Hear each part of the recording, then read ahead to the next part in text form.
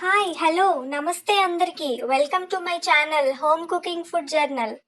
ఇంట్లో ఏదైనా పార్టీ ఉన్నా లేక సండేస్ పూట spicy biryanis and non veg curries తిన్నాక మనకి ఏదో ఒక డెజర్ట్ తినాలని క్రేవింగ్స్ అవుతూ ఉంటాయి.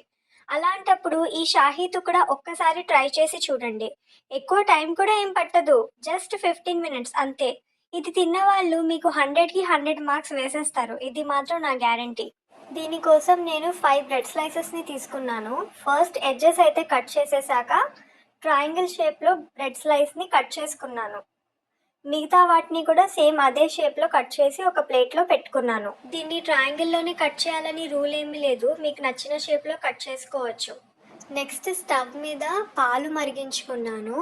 పాలు ఒక పొంగు వచ్చిన తర్వాత 3 టేబుల్ స్పూన్స్ పంచదార అందులో యాడ్ చేసి మళ్ళీ 2 పొంగులు వచ్చేదాకా మరిగించాను. ఇప్పుడు నెక్స్ట్ కస్టర్డ్ మిక్స్ రెడీ చేసుకున్నాను. నేనైతే vanilla flavour custard powder use చేశాను. సో కస్టర్డ్ మిక్స్ కోసం ఒక చిన్న బౌల్లో 2 స్పూన్స్ కస్టర్డ్ పౌడర్ అండ్ కొంచెం మిల్క్ యాడ్ చేసి రెండింటిని బాగా లంప్స్ లేకుండా మిక్స్ చేసుకున్నాను. వెనిలా ఫ్లేవరే వాడాలని ఏమీ లేదు, మీకు నచ్చిన ఫ్లేవర్ ఏదున్నా దాన్ని ప్రిఫర్ చేయొచ్చు. మిక్స్ చేసుకున్న మిశ్రమాన్ని మరుగుతున్న పాలలో కలిపాను. ఇప్పుడు ఒక చెంచాతో పాలుని మస్ట్ అండ్ షుడ్గా కలుపుతూనే ఉండాలి, లేదంటే కస్టర్డ్ పౌడర్ లోపల ఉండలు కట్టేస్తుంది. ఒక్క 2 మినిట్స్ బాయిల్ అయితే చాలు, మనకి కావాల్సిన కన్సిస్టెన్సీ వచ్చేస్తుంది.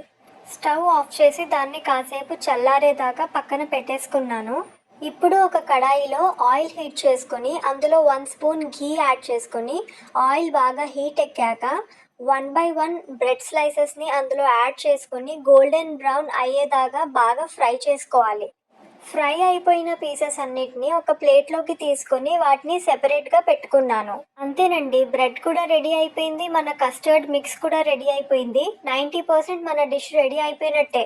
ఇప్పుడు ఒక బౌల్ తీసుకొని అందులో చల్లారిన కస్టర్డ్ మిక్స్ని స్విమ్మింగ్ పూల్లా వేసేయాలి. దానిపైన ఫ్రై అయిపోయిన బ్రెడ్ స్లైసెస్ని 1 బై 1 అరేంజ్ చేసుకున్నాను నీట్గా.